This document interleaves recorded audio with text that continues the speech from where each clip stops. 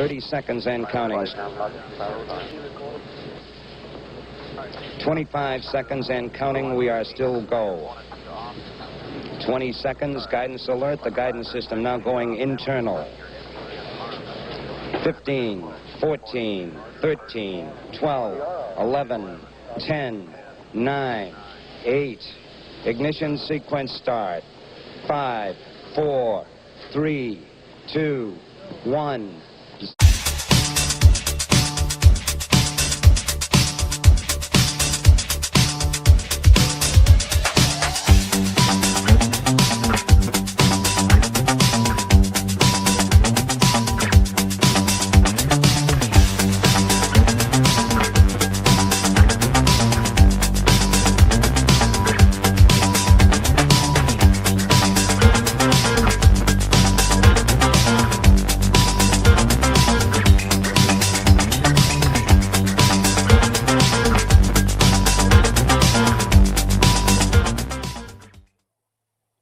Good evening to my viewers in Africa and Europe. Good afternoon to most of my viewers in the Western Hemisphere. Good morning to my visitors in the Pacific Rim. Welcome to the Angry Astronaut.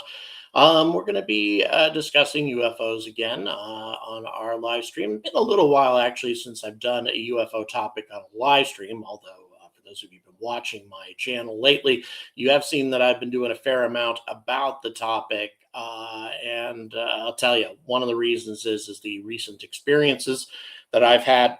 Not experiences in terms of seeing a UFO myself, by the way. I don't want to lead you on in that regard, but some pretty amazing things have happened over the last few days that have really shifted my perception of this phenomenon. In the meantime, where's everybody checking in from? We have Marina watching. Thank you so much, our Ukrainian visitor. Really appreciate that. We have South Carolina. We have New Jersey. We have Antarctica. If you are indeed in Antarctica, please confirm. That would be kind of cool.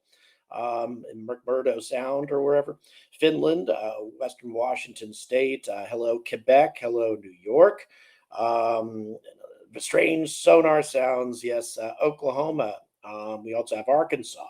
We have Sweden, and we have Orlando. Thank you very much for joining us. I'm going to be in Orlando very soon. 4 Marks, hello, and hello, Mulheim on Ruhr. We also have Nottinghamshire, and we have Poland, Hamburg, California, Phoenix, Houston, Texas, Las Vegas, Norway, Montreal, Hailing Island, Charlotte, Hamburg. We also have Texas, Kentucky, Fort Myers. Hello to New York. Hello, Georgia. Hello, Ohio and Iceland. How confused Butch was. Yeah, Butch thought some weird stuff was happening. That's for sure. Hailing Island, Rockport, Massachusetts, Denver, Maryland, South Africa, Sydney, Portsmouth. Hello, Portsmouth. I'm not going to be far away from you also. Boy, we have 300 people already watching. Wow, that's amazing. Hello, Connecticut. Boy, so many people watching. I'm so excited. Hailing Island, Virginia, Lakewood, Washington, a UFO spying on me, Europe, Spain. Wow, people from everywhere. Houston, Fayetteville, Raleigh, Iowa, Phoenix, Orlando, London, Brest, France, New Zealand. Boy, that's crazy. Phoenix, Cherry Hill, New Jersey, Houston, Quebec, the Poconos, West Palm Beach, Sweden, British Columbia. Thanks so much for joining us this evening. We have a very large crowd, and it's getting bigger all the time, and I suspected this would probably happen because this is kind of an interesting topic. So really quick, just to let you guys know as to my plans here, I have been granted, as I mentioned before, a press pass from NASA. I'll be arriving in Orlando around the 21st of this month. So we're looking about 17 days from now. I'll be arriving there, and I'm planning to do a meetup either in Orlando or in the Cape Canaveral area. I haven't quite decided exactly where that's going to be taking place, but I am going to be doing that. I've added lots of new subscribers since the last time I went through Florida, so I think that a lot of people might be interested in getting together again. So that would be a great thing. John, thank you for the tenor. Yes, 145,000 subscribers. Thanks. Appreciate you mentioning that. And by the way, really appreciate all the support that we get. If you want to support, like I say, Patreon, PayPal, or here on Super Chats, all makes a huge difference, because I'll tell you, you guys are what makes this channel go anymore. Last month was my worst month monetization-wise in over 4 years. Since the time that I had 10,000 subscribers and 1/3 the views that I have these days. People are watching so much more than they used to, and yet Google is paying so much less. It's pathetic. So just to let you know, without you, I would not be on the air. So thank you so much. You guys make all the difference in the world. Okay, so all that having been said, let me talk about where I stand on UFOs, where I used to stand and where I am now. From those who may have only started watching this channel in the last year, year and a half, something like that, this may come as a surprise to you. But about 3 years ago, I would say that I did not think that there was anything to the UFO phenomenon. Nothing really that could not be explained. There was always some sort of rational explanation. There was so much fraud, so many, just the public getting way too whipped up, way too excited, and much ado about nothing. I mean, I didn't think that there was no chance that there was anything going on. I just never really reported on it, because there was no tangible evidence in my view. There was nothing really to report on. By way of comparison, I was reporting on things like Oumuamua and other interstellar phenomena that we have observed over the last 10 years or so that may suggest technosignature. I talked quite a bit about those types of topics 3-4 years ago, but I didn't talk about UFOs much because I just didn't think there was as much to it. Then, of course, David Grush did his thing, and that changed my position a bit, not necessarily because all of a sudden there was new tangible evidence, but instead we had a legitimate government insider, somebody who had worked directly in association with UFO investigations at the Pentagon, or UAP, whatever you want to call them. And he was coming out and saying that not only did we have non-human visitors, non-human craft, but also that the US government had taken possession of these things. That's when I started to shift. And then other military personnel came out in support of him. There are quite a number of other very respected, very credible, usually ex-military personnel who knew David Grush, who had also been involved in all of this and supported his positions. And then, of course, we had the congressional testimony, the three gentlemen, including David Grush, of course, who gave their testimony to Congress. Once again, people who would not be very inclined to lie, people who would not be very inclined to whip up a story, nor would be, somebody who'd be inclined to imagine things, because in many cases, their experiences were corroborated by their colleagues. So, but once again, still no tangible evidence that I could see. And even though that we have lots and lots and lots of footage out there, that footage, could be explained by, a number of things. Although I'll tell you, the Tic Tac UFO ones, all of those military films, that's interesting, and that as the evidence continued to mount in my mind, my position on this issue became more and more radicalized. And the reason I say radicalized is it shifted more to the believer side of things, to the dismay actually of many of my viewers. I had many viewers who actually unsubscribed because of the position that I was taking.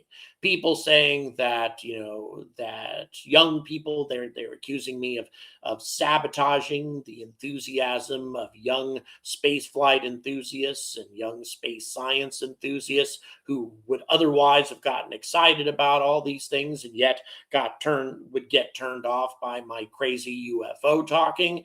And so therefore, I was sabotaging, future space flight enthusiasts serious with the way that I was talking. I mean, I got accused of a lot of stuff. And as I say, lost a fair number of subscribers.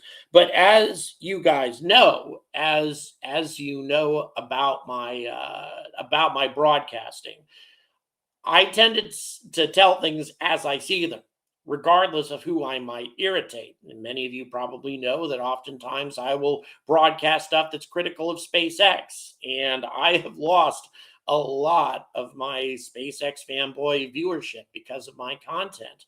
But again, I am not going to hide my genuine opinions on matters simply because I don't want to lose an audience. Of course, I'll keep other things to myself, like my politics, for example, and stuff, because that has nothing to do with this channel.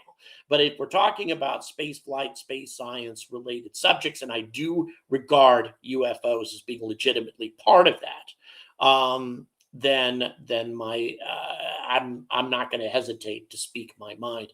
But now we have, and there have been other legitimate studies made of UFOs in the past, and I've just never really gone down the rabbit hole. But now, if our producer would be so kind, start playing some footage. I don't care which of these clips you want to start playing, but yeah, no problem. It'll take a few seconds for us to cue this up, but I'd like to show you what, and you need to keep in mind what you're going to be looking at here. These are not drones. These are not birds. These are not helicopters. This first one here is not quite as apparent as some of the others, but in this one, you're going to see a little light in the middle of the screen. This thing was just hovering right just over the ocean. This is kind of and by the way, this object is approximately 1 to 2 meters in diameter. How do we know? Because this team had the necessary equipment to register what they were actually looking at. It's not just a simple camera image. And by the way, in many cases, these images are actually thermal images. These are lights that would not be visible otherwise. About 70% of what they observed over the 10 months that they spent researching UAPs off the coast of Long Island were not, we have an enormous audience. Really, thanks so much for joining us today. And by the way, we're going to get more details on this because I just interviewed these researchers yesterday, and I'm going to be releasing their interview tomorrow. But I wanted to make sure that you guys understood how significant this is. They really did their due diligence in terms of the equipment they had at their disposal. They had cameras capable of observing wavelengths of all conceivable types. We're talking about electromagnetic, infrared, ultraviolet, not just in the visible spectrum. About 70% of the time, these objects were not visible to the human eye. And as you're going to see from some of these other clips, many of them are in motion. But also they have the ability to tell exactly what they were looking at from a morphological standpoint. In other words, what did the object physically look like? And most of them were orbs, about 1 to 2 meters in diameter, and having sort of a multifaceted aspect to them, which, by the way, is directly corresponds to the shape of some other objects that have been seen in the air during the daytime. Okay, we're going to be switching to another video. This one here. Okay.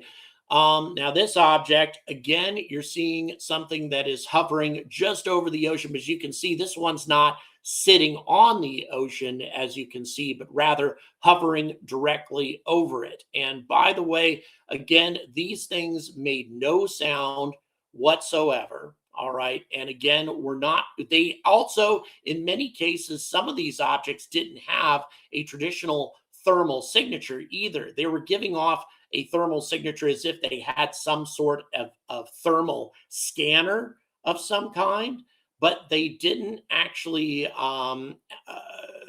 in many cases, they would just simply, in other words, they didn't give off any heat at all. So they had no engines, so to speak. They had a great deal of context to work from, this scientific team, to compare these objects to objects that are frequently misidentified as UFOs or UAPs. They observed many commercial aircraft. They observed military aircraft. They observed drones. They observed birds. They observed meteorites or meteors, rather, as they're traveling through the atmosphere.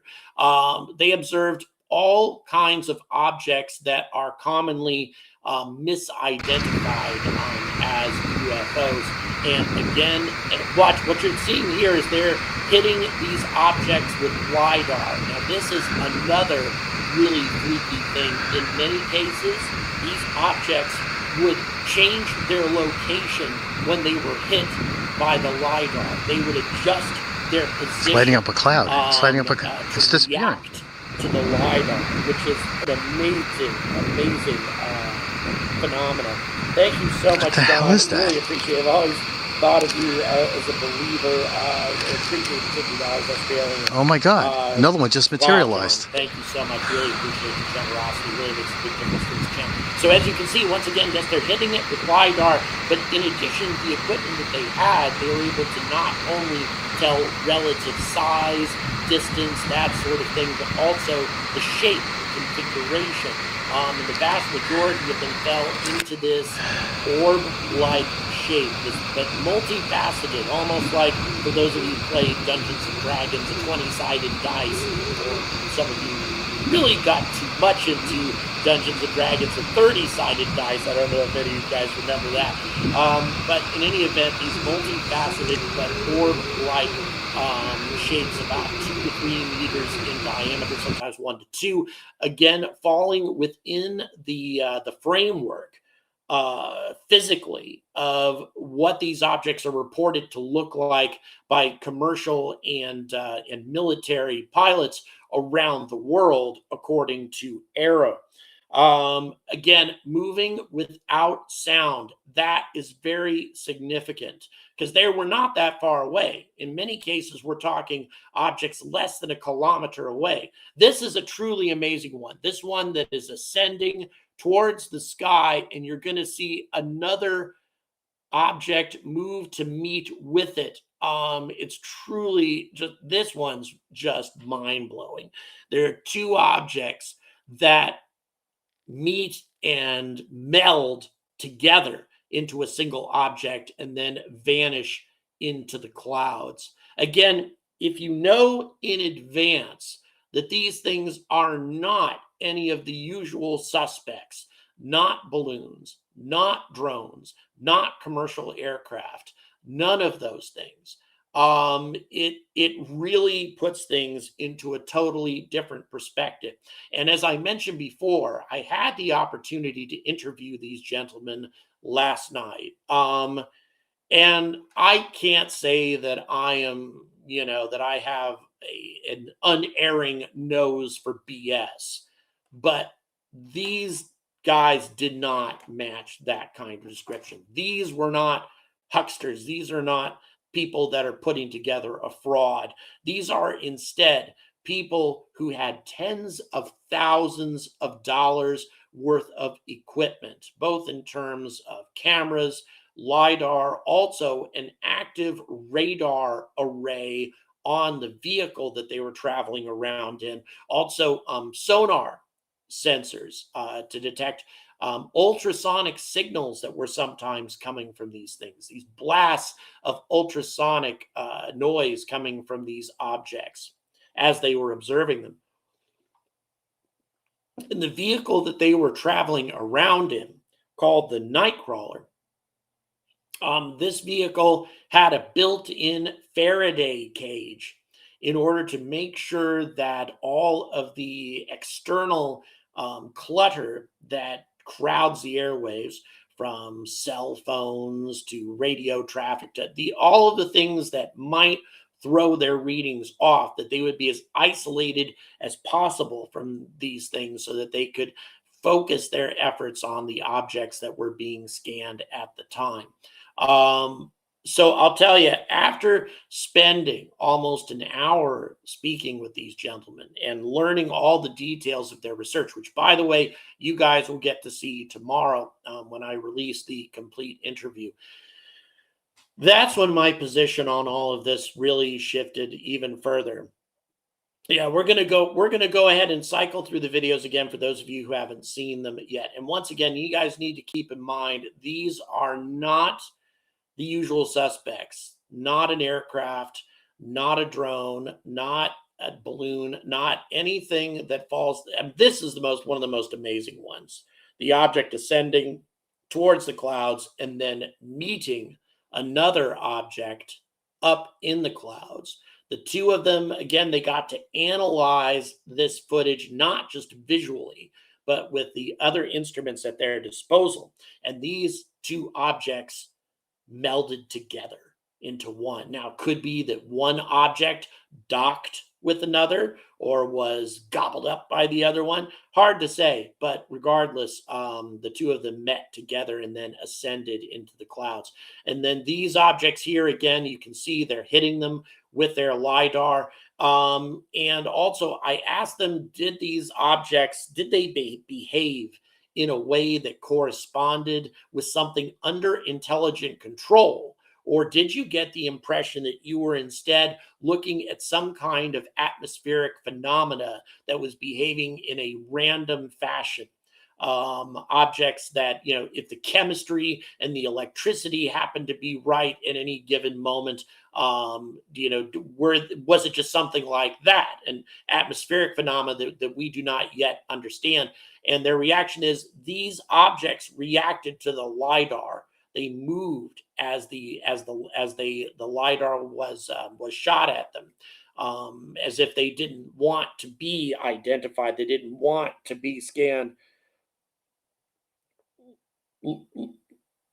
Logan Miller, thank you so much. I really appreciate that. Disagreeing comments are being removed. Okay, well, Logan, I apologize for whatever's happening. I'm not sure what's happening in this regard. UFOs are secret tech. Maybe they are, Logan. Thanks for your support. I appreciate it. I'm sorry whatever's happening here. I'm not sure what's going on with the comment removal.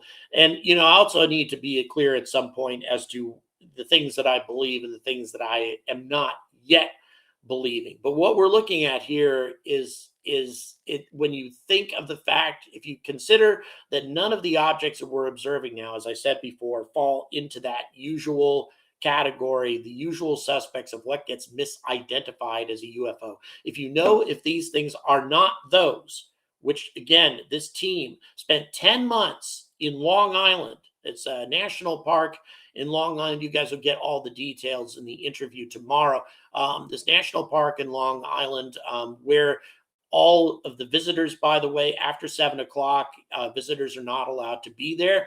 They had special dispensation to be there at this time. Actually, the park also did a lot to make sure that there was no light pollution or minimize light pollution at the time. And they got special permission from the FCC to have a private radar array in operation during this research. And that's amazing in itself, because that is unprecedented. Never has the FCC awarded a license to run a private radar array to UFO researchers. And it's very unusual for the FCC to award those sorts of licenses to anybody. Because once again, you're sending out radar pings that could be confusing to the military, could be confusing to nearby airports. And by the way, there are 3 airports in close proximity to where these observations were taken. So we're not talking about an area that's clear of air traffic at all. There's actually a fair amount of air traffic in this area.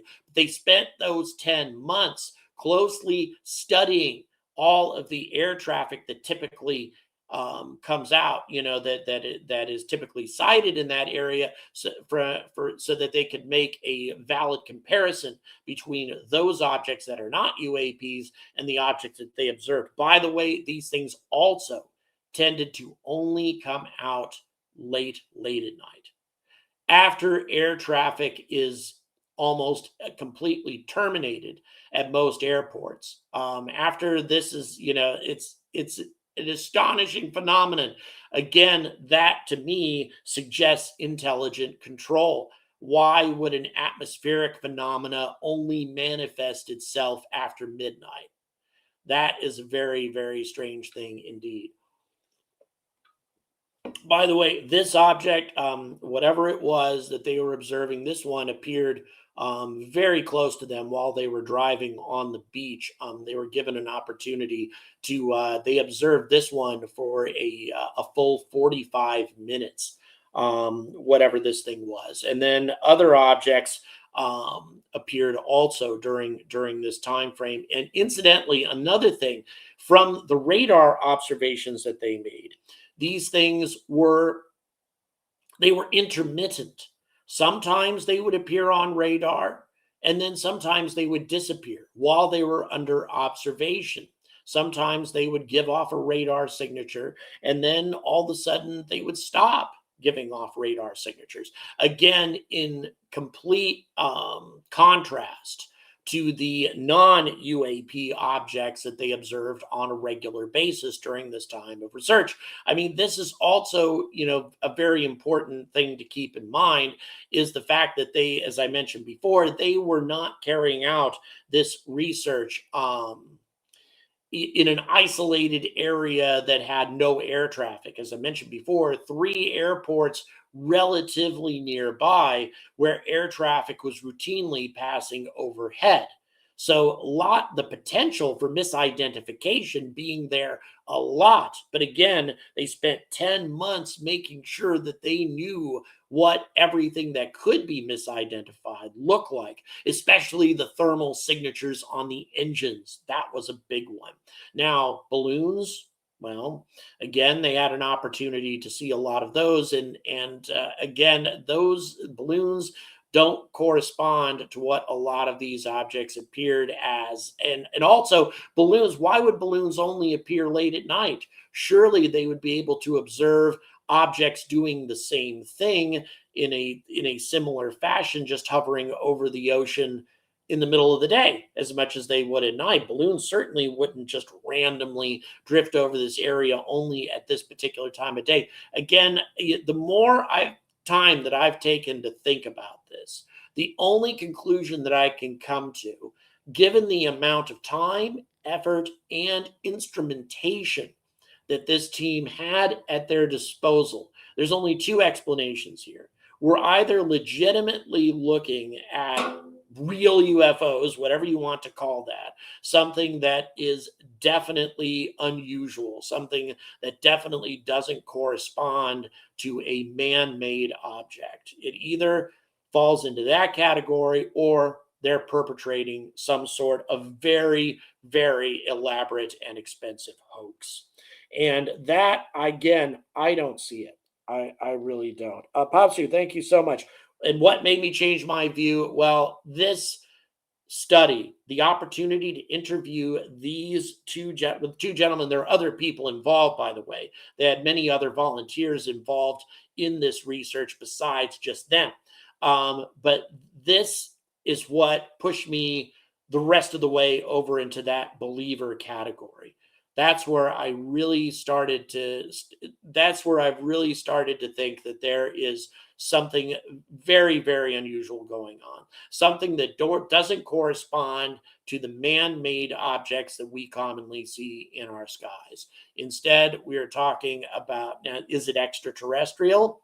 It's hard to say. I don't want to, it's impossible to speculate as to what sort of origin these things may have. Although I think it's significant that in one of these pieces of footage, you do see an object ascending into the clouds and meeting with an object the clouds are pretty far up also. We're talking clouds, a couple thousand meters at least up into the sky, and then meeting another object up there. But once again, does that suggest an extraterrestrial origin? No.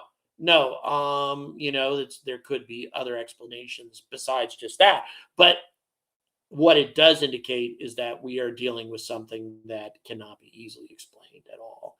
Something that requires further investigation, something that requires serious research, something that requires additional funding, additional researchers, additional personnel, additional instrumentation, a really concerted effort to identify the objects that were seen in this survey. And by the way, the gentleman who carried out this study, they're engineers.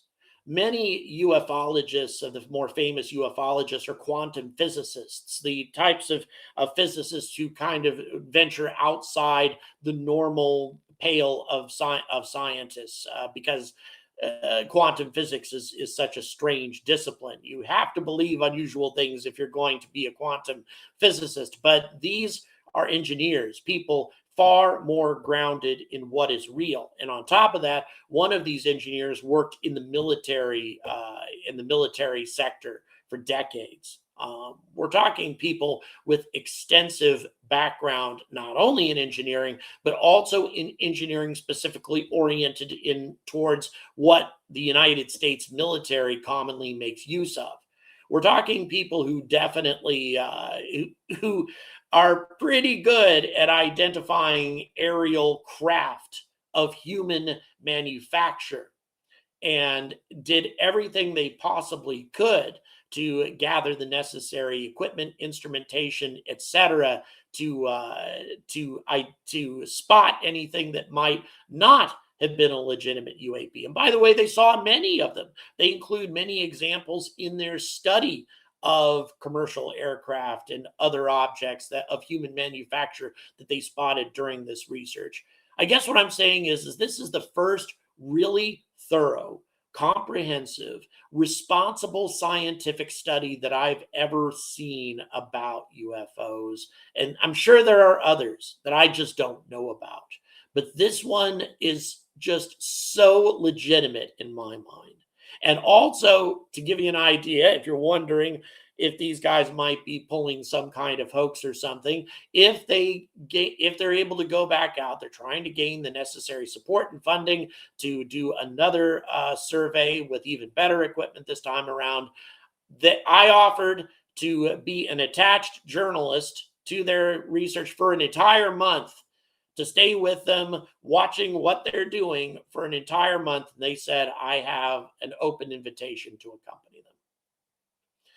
So I can't imagine that these are folks that are pulling some kind of stunt if they're willing to allow an independent journalist to hang around, to lurk around with them, watching what they're doing for the next month. I'll tell you, I don't see this as being anything less than a legitimate scientific study that needs to be taken very seriously. And this has pushed me the rest of the way into the believer category. I don't know what we were looking at. I don't know what UAPs are, but I do know that they are something extraordinary and something that needs to be researched in greater detail. I know what I hope they are. I hope that they are unmanned extraterrestrial probes of some kind, something that's been here for decades studying us, as part of a general policy of examining every planet in the Goldilocks zone of every star in the galaxy. That's what I hope, is that there's an extraterrestrial civilization, perhaps 1,000 light years away, that dispatched these probes to every potentially habitable planet in our region of the galaxy. And these unmanned probes are quietly doing their job. watching us, keeping an eye on not only on human beings, but also on our aircraft, on our technology, which would explain why these objects are hanging around in close proximity to JFK and other airports. And not only that, we carry out a lot of military exercises in this region as well. So they're studying our technology, and they do everything they can to stay clear of us. They don't want to be captured. They don't want to be closely, studied and identified. And so, therefore, do I believe that we have captured UFOs? Well, maybe. Once again, I'm not convinced because I haven't seen the tangible evidence yet of that. Also, I tend to think that if we're talking about an interstellar civilization, it presses my level of it presses credibility a little bit that somebody that advanced could allow their technology to be captured. But maybe, I'm not dismissing it. I'm not saying that that's impossible. I'm just saying that I haven't seen the tangible evidence of any of that just yet. But what I have seen now is tangible evidence from a legitimate scientific study that came up with results that cannot be easily explained. And until it is explained, and I think it's going to be very difficult to do this, then we need to take all of this very, very, very seriously. And so I am super. Oh, the ones that are dropping eggs. Let me tell you, that we've seen UFOs in many different configurations. And, once again, I can't speak to any of that, even though we have lots and lots of footage, because none of that footage was part of a general scientific survey. I'm not saying that none of those things exist. I'm saying that if we're talking simply about objects that we have tangible proof, footage taken by a legitimate scientific study, well, in my view, we've got it now. We have this evidence that there is something there that requires further study and further investigation.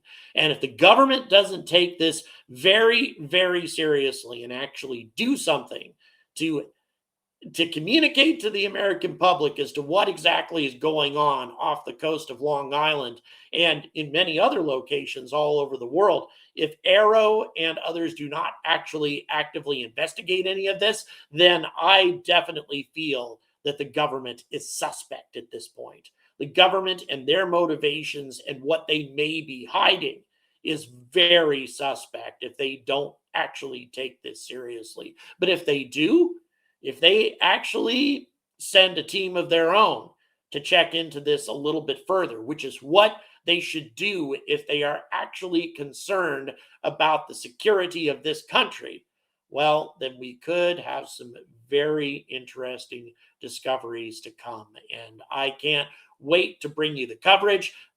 Please stay tuned tomorrow because that's when my interview comes out. Really appreciate the massive crowd that came out today. Please consider supporting this channel on Patreon, PayPal. All the details are in the description because during my journey to the U.S., I plan to go to the National Archives because there's a lot of UFO footage, some of which in the CIA records that's in the public domain, but for some reason has not been digitized. But it's there, and I want to go get that footage. I want to see what the CIA took that was so interesting.